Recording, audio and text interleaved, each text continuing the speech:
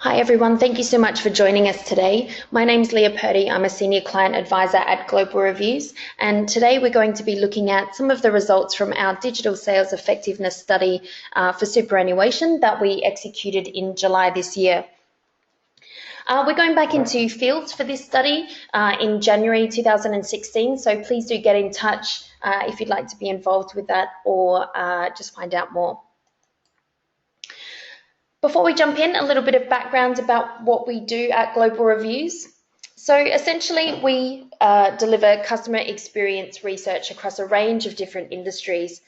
We have both syndicated studies, of which the data that you're looking at today is a part of, and we also work with our clients on a range of bespoke projects as well.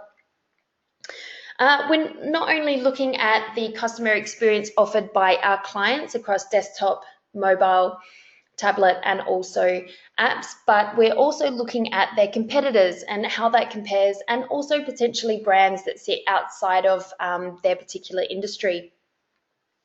So we help identify who's winning your customers in market and why, so that traffic that you don't see within your on-site analytics, how easy it is to buy from you versus your competitors, and also helping to identify those actions that will help drive sustainable improvements. So not only those quick wins that can be implemented now for low cost and immediate effect, but also understanding where the market is heading and looking at some of those more transformational changes that really we need to be aspiring to.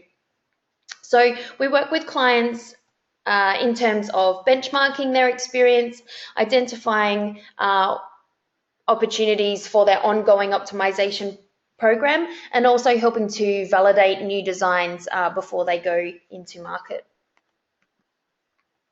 Today, what we're going to be looking at is understanding who won in the superannuation industry in July and look at what trends are occurring.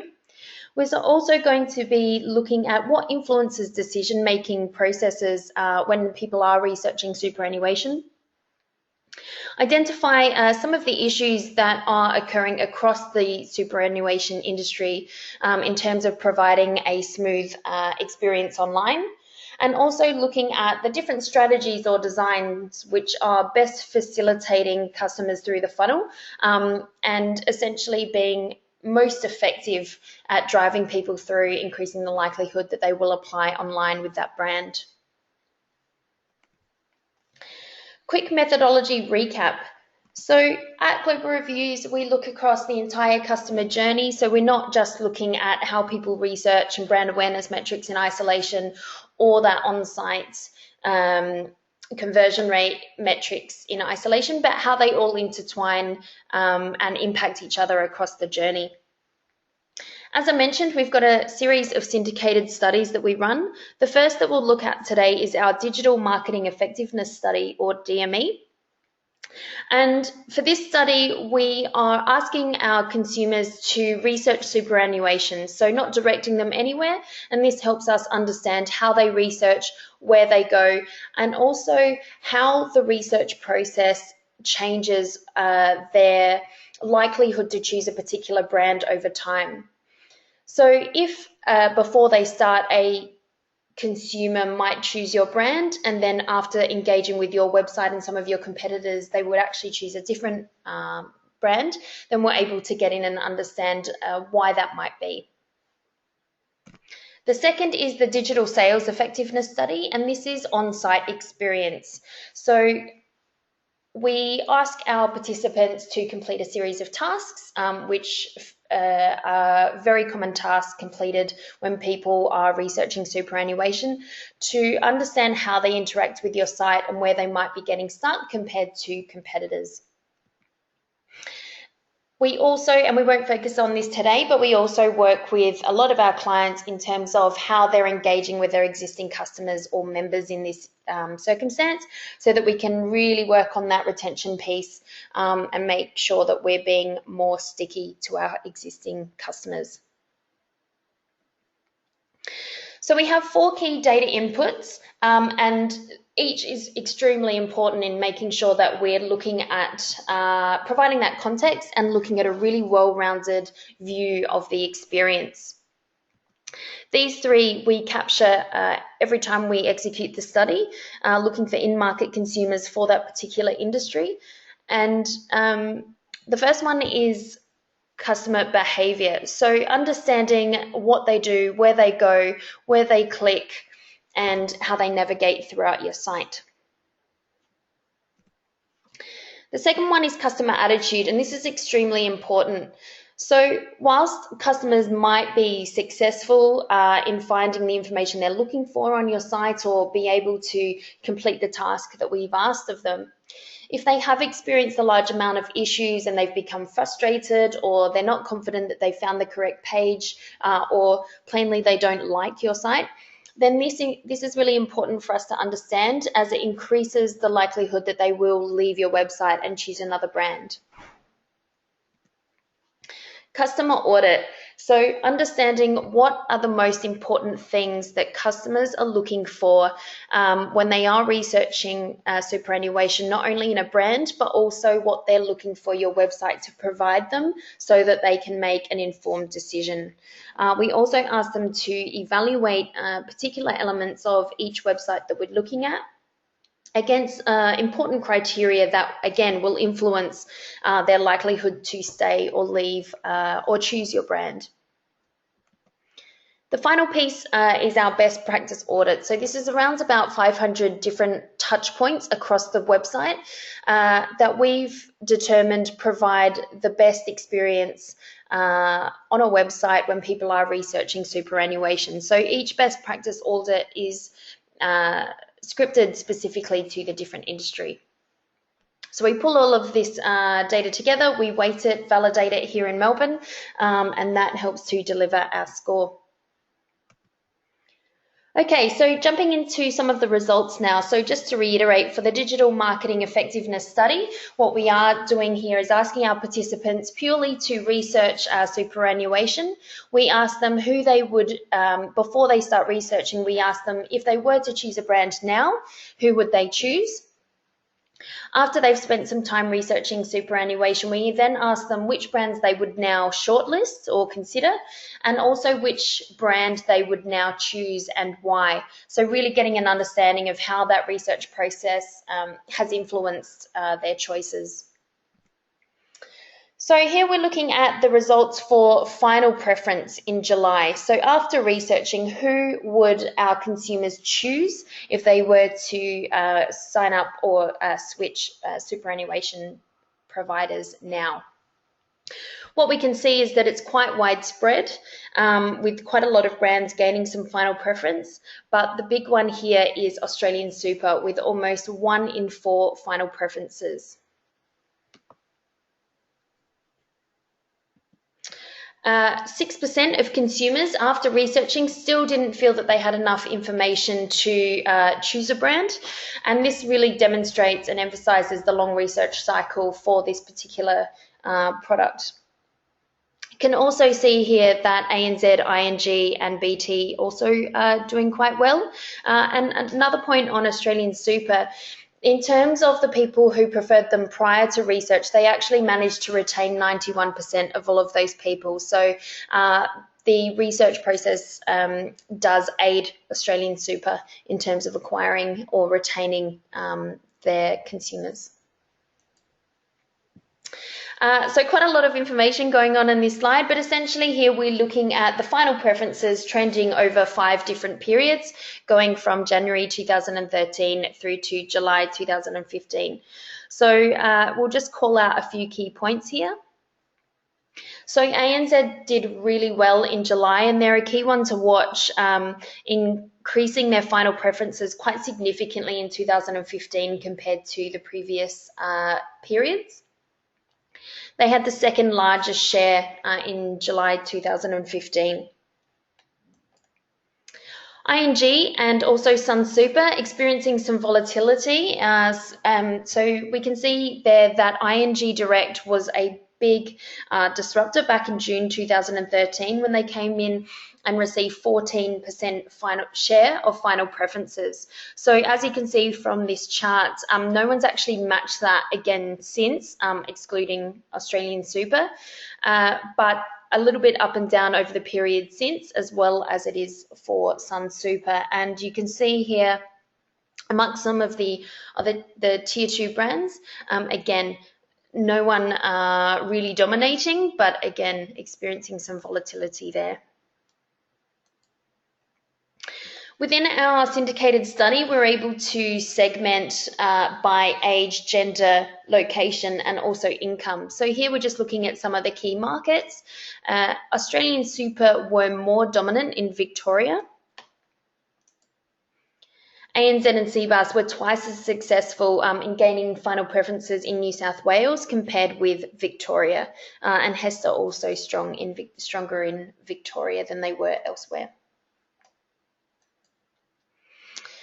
So, as I mentioned, one of the key insights from this study is understanding how preferences change throughout that research process. So here we're looking at initial preferences in the light grey on the left and comparing that to final preferences for the brand on the right. Australian Super, ANZ, BT and ING increase their preferences throughout that process. So what we saw is that Australian Super actually gained 39% of their final preferences from those who didn't have initial preference. So people in the beginning who don't have a brand in mind, they've gone out and researched, and Australian Super has been able to capture that market. Visits to the website, we can see have a big impact. So for these key brands that grew preference throughout the research process, there was high visitation to their website. So 28% of people visited the Australian Super website, 18% to ING and 10% to ANZ. 20% of our visitors also visited the industry super funds website. So it's interesting it would be interesting to have a look and understand Australian Super are the first brand listed within that website. Is that helping to drive traffic from the industry super funds website? Is that benefiting them? Something else that we did see was that AMP was the third most visited brand site. So 13% of all our consumers visited AMP, but as you can see in the chart here, it actually didn't contribute to an increase in preferences. So is there something that the AMP website's not able to articulate the true value of signing up with AMP? Finally, 37% of consumers do not have a preference at the beginning of the process, which I mentioned Australian Super was able to capture a large percentage of that market. So there's a really big opportunity here in superannuation. Obviously, Australian Super are doing it well. Potentially their brand name is aiding them there, but there's a big opportunity to really grow your brand and promote the benefits because there isn't as much brand loyalty at the moment within this industry that we do see in others. So when we look at what the reasons were for people choosing their final preference, here you can see the top 6 reasons. So previous relationships, trust is a really important factor for this industry, more so than other industries, for example, such as energy. But why so we saw that ANZ and Australian Super received the largest amount of final preferences, and why are people choosing those brands? So for Australian Super, trust plays a really big role for them. 50% of everyone who chose Australian Super chose them due to the fact that they feel they can trust this company. They also had a large share of final preferences due to the fact that people feel they have good fees and investment options. ANZ, on the other hand, also competing really well based on fees and investment options. However, the fact that their website helped them compare different options also delivered 35% of all of their final preferences. Having a look at who is able to acquire the largest share for these different motivators or these different reasons for choosing superannuation brands. So again, can see that Australian Super were very dominant in terms of capturing people who chose based on fees and easy to understand options. Australian Super also gained a large share based on the fact that the website helped to compare, and ANZ, ING and Sun Super over-indexed for this reason. So we're going to have a look into how and why this might be. So with Australian Super, their second most prioritised call to action as soon as you hit the homepage is Compare Us. So really prioritising their transparency, which of course would feed into the fact that people feel they can trust this brand because they are open to that. So this link takes you to the Chart West link. It does take you off site to be able to compare their results, but really prioritising that for them there. Something that was interesting is that only 6% of all of our visitors actually visited the Chart West website. So by offering by promoting that and offering that transparency, not everyone feels the need to then go off and compare, but by providing that, they are creating that trust aspect. Sun Super also prioritising compare abilities within their navigation. You can see clearly there. They're actually going one step further in terms of comparing their fees and listing the other brands, showing it there clearly that they have the best fee options within their site. So a couple of brands taking a little bit more of a softer approach. So ANZ, as soon as you hit the product page, does show a comparison here against, it's an aggregated view against comparing their fees. They're not listing particular brands, but they are offering consumers the ability to understand that they do have good fees. A slightly different approach. So ING Direct, as we saw, captured a lot of their final preferences based on the fact that their website allowed them to compare. Can see here at the top of their page showing their different superannuation options. They do have the clear call to action, compare all of our super options. They've then got a tool here which is providing a recommendation on which option is the best for your needs based on some very simple needs here. So for example, it's simple to manage, or I want ASX share trading. So by providing the ability to compare between their products, they appear to be feeding that need that consumers have to compare. So not bringing in that external party, but still being able to fulfill that need. So we're going to jump into the on-site sales effectiveness results now. So here are the very top level scores. So as I mentioned, we take those 4 key data inputs, roll them up, and are able to deliver an overall score. There was quite a lot of change within the industry compared to the previous period, with quite a few increasing or decreasing their score by 3 or 4%, but can see there that ING clearly leading. When we compare the superannuation industry to the other industries that we look at, we can see that it is one of the lower performing. However, that is changing quite significantly. As you will have seen, there's been a huge amount of change, or there is a huge amount of change occurring, and we do anticipate superannuation moving up that list of industries in the very near future. Won't spend too much time on this, but we do capture a whole range of different usability and also satisfaction metrics. Some are industry-wide and some are our own internal metrics. What we can see though is that the brands scoring the highest within our digital sales effectiveness study did have higher system usability scale scores. And in terms of the brands that are most likely to be recommended by their visitors, ING and Australian Super scoring really well there. We ask our participants how much time they would spend researching superannuation on these different devices. And what we can see is that whilst mobile and tablet is extremely important, the majority of research for superannuation is still done on desktop devices, most likely in the home. So, can visitors navigate through the website effortlessly? So one of the tasks we ask our visitors to complete is find the page that shows me the different options available to me for this superannuation brand. So the metrics we're looking at here are effectiveness, so the percentage of visitors who were successful in finding that page. Efficiency, how long did it take them to find? Satisfaction, how satisfied were they with the experience? Evaluation looks at the percentage of visitors who did not experience a problem.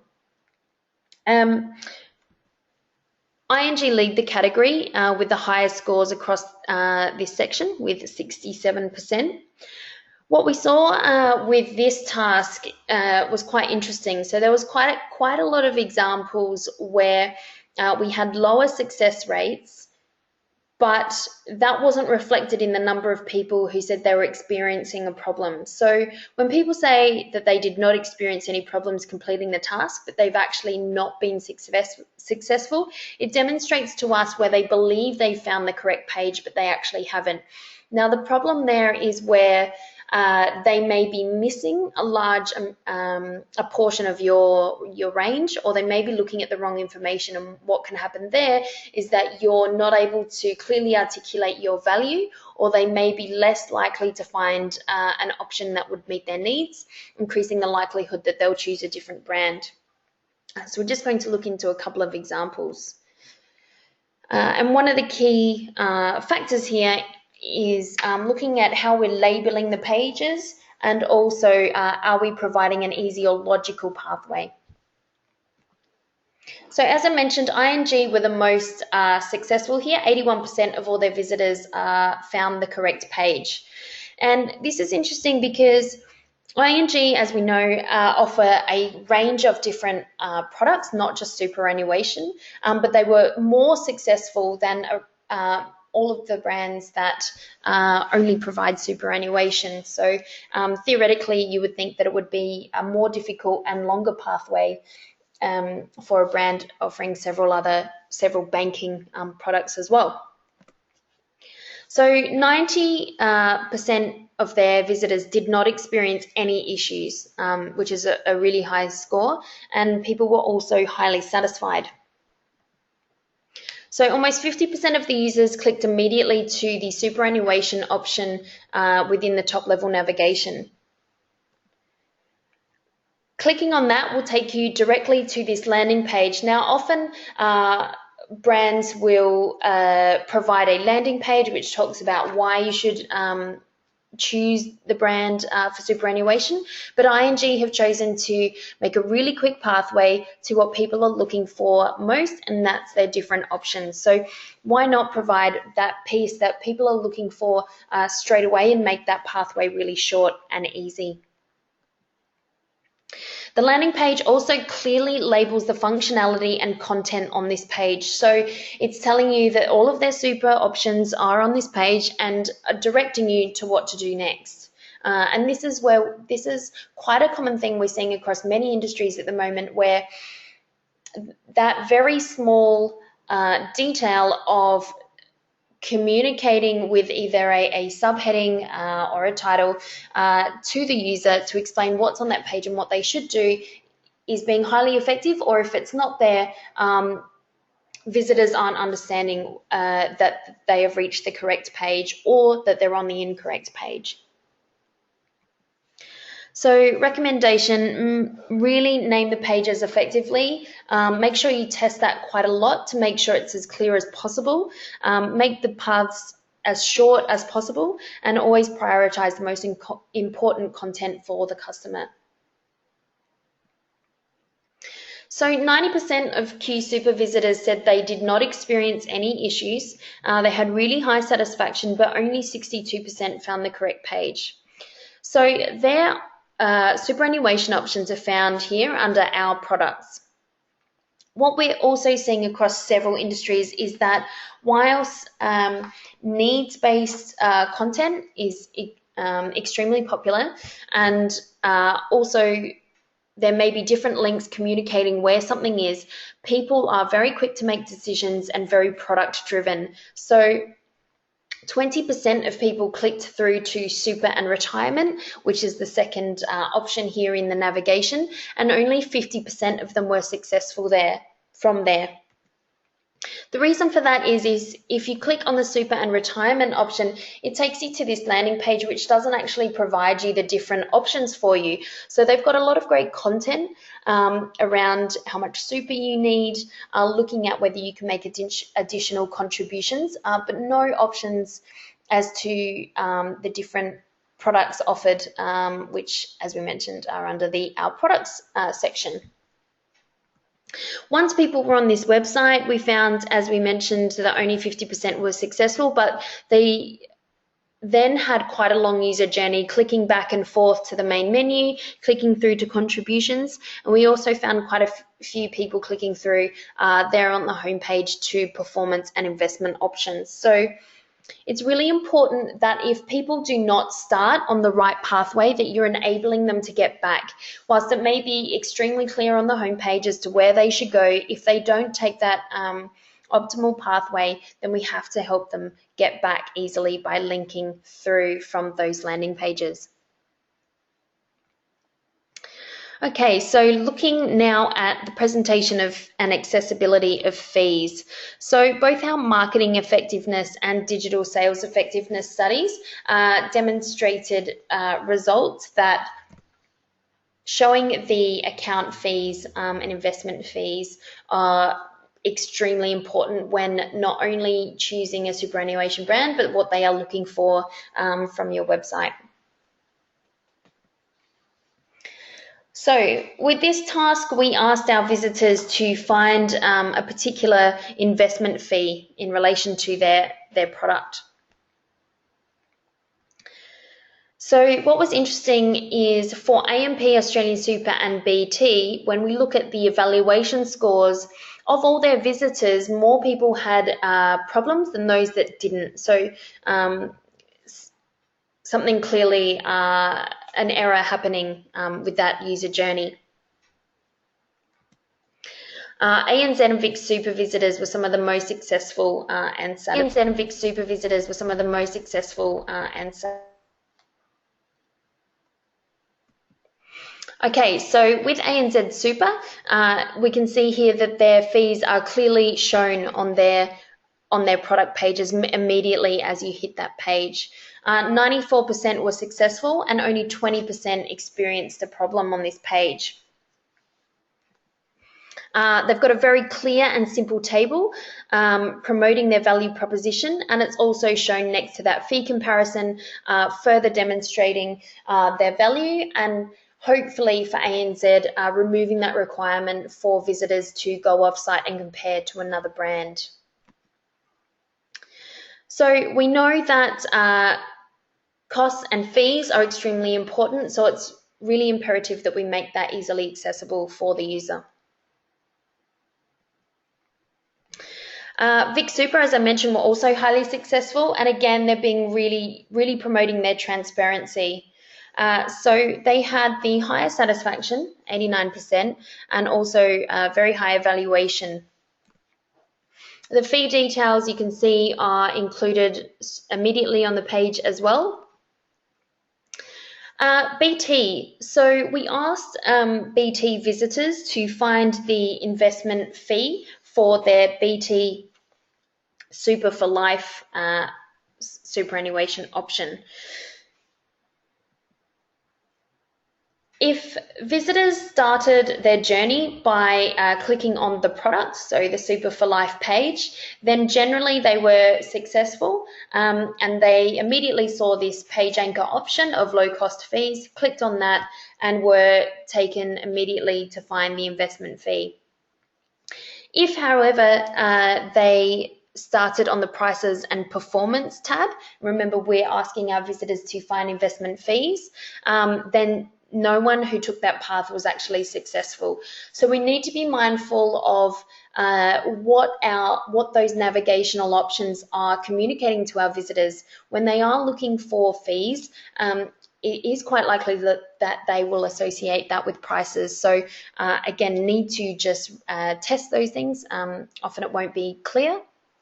But making sure that the pathway is clear. And again, if they take the suboptimal path from the beginning, that they are able to find their way back. So I've been able to find the investment fees. Now, which investment option is right for me? So we know that the suitability of needs, of the product to meet the consumer's needs is extremely important. So being able to understand which investment option is right for you, again, is really important. So ANZ, as we saw earlier, are taking quite a minimal approach, not providing a huge amount of options to navigate away. And that has worked really well for them in terms of comparing fees. But when we asked our visitors to find a particular investment option and which one had the highest performance over the past year, they experienced quite a lot of difficulty. So 75% experienced a problem finding this information, and 45% said it wasn't easy to know where to look. 55% of visitors started on the Smart Investments tab. For those visitors, they're taken to this tab, and the option to find out the investment options performance is only featured in this very small in-page link, which many people missed. Only 60% of people visited this page found it, and only 8% were successful. When you do click on that and you want to look at a different investment performance, you are provided with some really clear charts, but you're unable to compare the different options. So comparing the different investment options and which one might be right for you is quite a laborious task once at that stage. Vic Super, so first place for task success here, and you can see that their charts provide several different options. So they're in no means extremely fancy or market leading in terms of digital, but they are able to communicate very clearly and very easily the different data points that people might be looking for.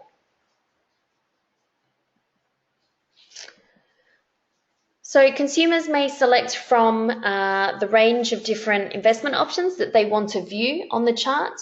They're able to clearly compare the different periods, as you can see there, 1 year, 3 years, 5 years, 10 years.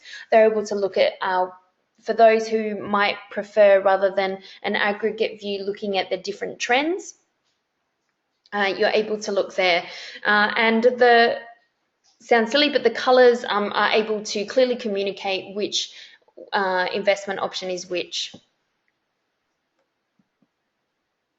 So really recommend providing those sorting options, enable people to look at the data and identify really quick and easily what they might be looking for. And this is an area where across the superannuation industry, there's a huge room for improvement. For many charts that we looked at, it was difficult to identify which was the top performing by different periods, and again, recommend providing those options for top performing, fastest growing, make sure the data is easy to interpret, and also provide tools to enable quick and easy visual comparison. As we know, we as consumers interact with a whole range of different industries. So your website experience is not just competing against other superannuation brands, but also the experiences that we have with either our health insurance provider, our banking provider, whatever that may be. Here we're looking at St. George Bank, and they lead the market within the home loan study for repayment calculator. Again, some simple options here. So the colours are clearly able to communicate what you're looking at.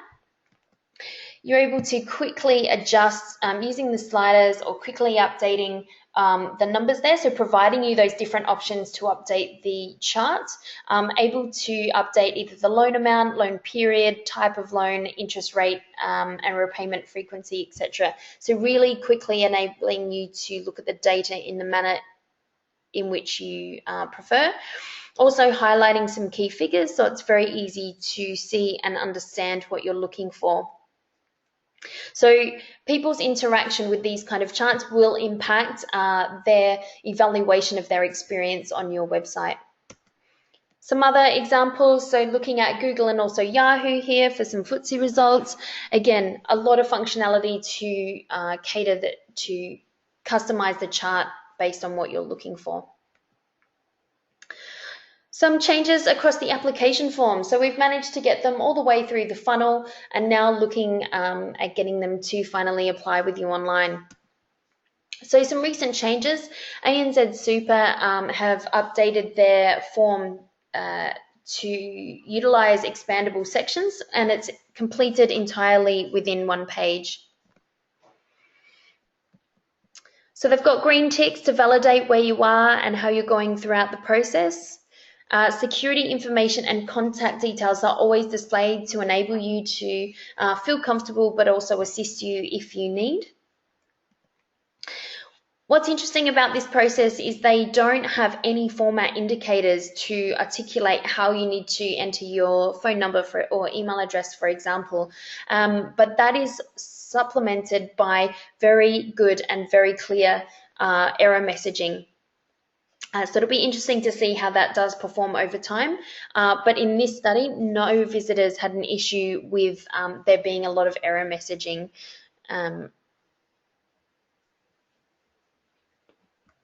BT also changed their application form this study compared to the previous one and executing a similar style. So we're absolutely not saying that this is the best way to make an application form seem short, but it has been effective for these two brands. And it is really important to try and make your application form seem as short as it can be. So again, BT also executing collapsible sections, making the form seem shorter. So in January 15, the application form, which you can see on the left there, they had quite a high number of issues experienced, whereas in July 15, this new version, very low amount of errors experienced. The progress bar, the different collapsible sections not only serve as a progress bar, but also enable you to click back, and the really descriptive titles to help you explain what the steps are and what you'll need to complete the process. So again, it's really important to ensure that this strategy of collapsible sections doesn't mislead the customer to feeling that the process is shorter than it actually is, because that can create frustration with them feeling that they're almost there, then finding out they need to continue the process for another 5 or 10 minutes. So again, really need to make sure communication is high. So in summary, for performance, Australian Super is leading in terms of final preferences and performing really well in terms throughout that research process. ANZ Super is absolutely one to watch, growing their share quite significantly over the past year, and trust and comparison very much drove a large amount of preferences for these brands. So it's imperative to make sure that your website is enabling consumers to feel their ability to compare and also trust your brand. In terms of assessing the performance of our assets and how they're working for us, ANZ, ING and Australian Super grow their preferences throughout the research process, as I just mentioned.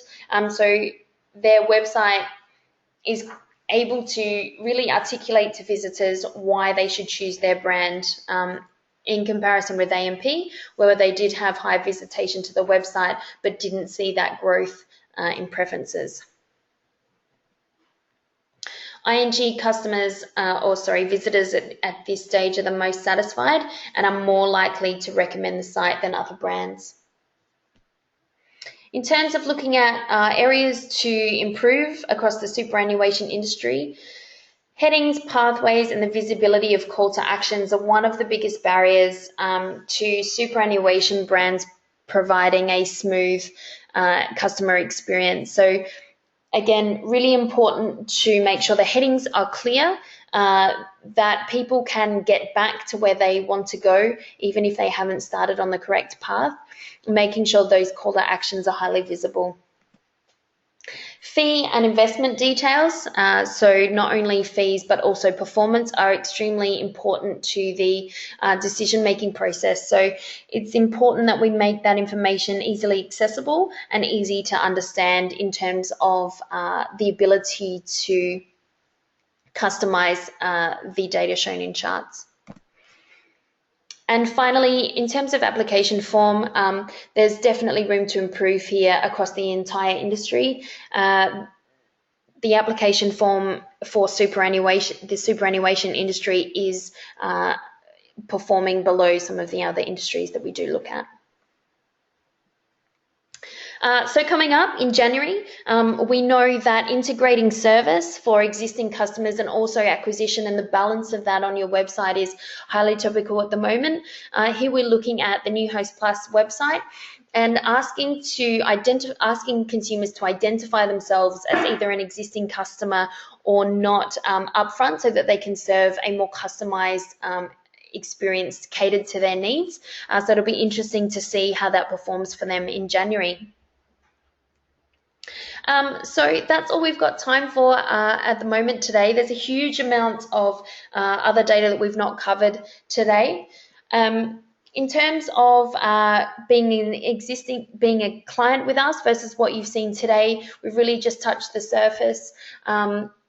Generally, as a client for our digital sales effectiveness syndicated study, we run that study twice a year, working with you really closely to not only deliver that data, but help you understand and prioritize the different actions from that data.